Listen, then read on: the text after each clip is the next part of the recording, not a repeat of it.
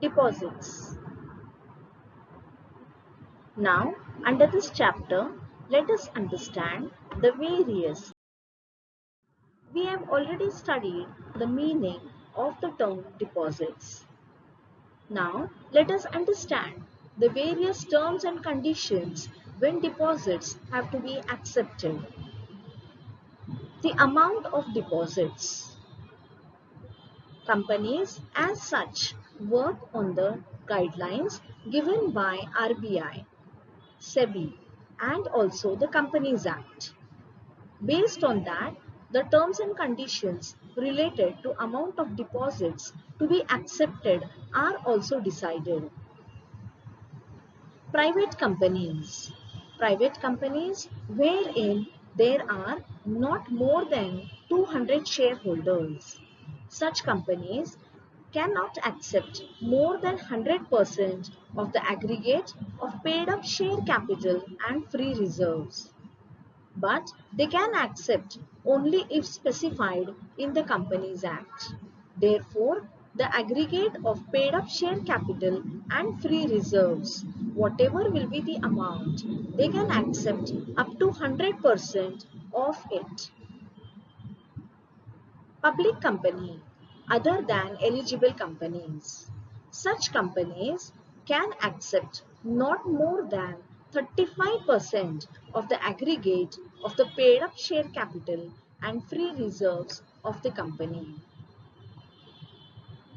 Eligible companies.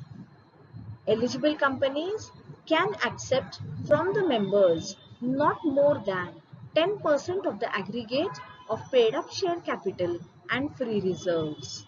Such companies can accept from the public not more than 25% of the aggregate of paid up share capital and free reserves.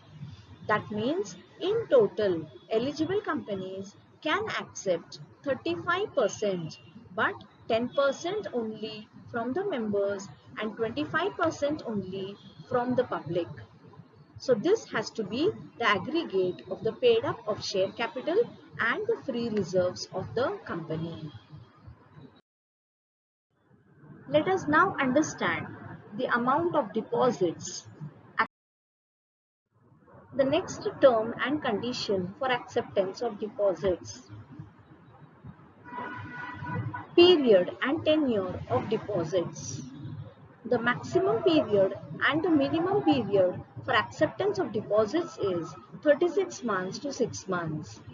Any company can accept the deposits for a period not more than 36 months and not less than 6 months. So this is the maximum tenure of any deposits to be accepted by companies.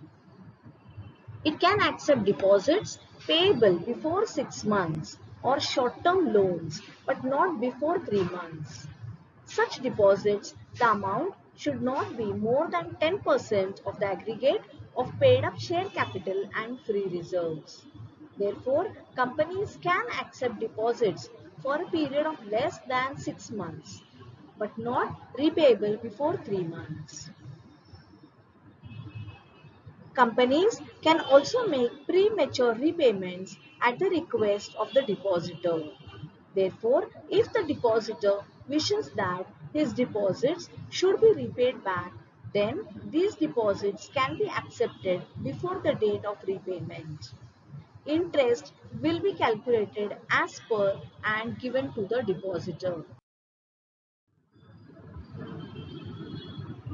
No demand deposits. So, this means that a depositor cannot ask for demand deposits, that is wherein he has deposited the money and as done in banks wherein the deposits can be demanded immediately. This is not allowed for the acceptance of the deposits. Secured and unsecured deposits. At present, according to the Companies Act, now companies can issue secured and unsecured deposits. Due to this, a charge is created on the tangible assets within 30 days of acceptance of such deposits. Application form.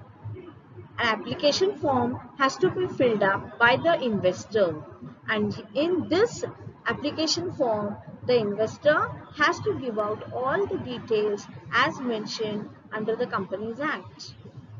Here also the applicant has to make a declaration that the money that he has received is not borrowed from anyone and that this amount is only going to be there for deposits.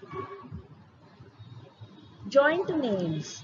So if an investor wants to deposit and he wants to have more than one applicant, in such a situation this is allowed.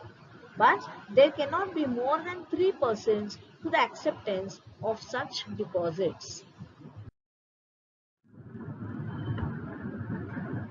Let us understand these terms and conditions that we studied at a glance. Deposits can be accepted up to a limit only. It depends upon the type of company and the paid up share capital and free reserves of the company. Deposits are accepted for a period of minimum 6 months and maximum 36 months only. Company cannot accept demand deposits. A company can accept secured and unsecured deposits. So, such deposits are secured against the assets of the company. There has to be a declaration in the application form about the money invested is his own and not borrowed from anyone else. There can be not more than 3 joint holders to such deposits.